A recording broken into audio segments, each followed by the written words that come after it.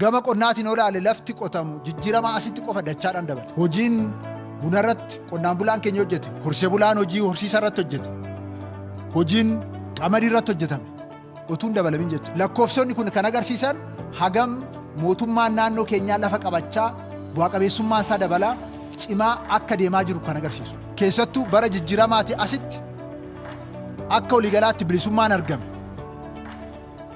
Yaadanii hooggananii qixaan bilisummaan sadarkaadhaan hojii raawwachiisuudhaaf argamaa dhufe bu'aa akkamii fidaa akka jiru, kana keessatti immoo uummanni keenya sadarkaa akkamitti fayyadamaa akka jiru ifatti kan agarsiisudha.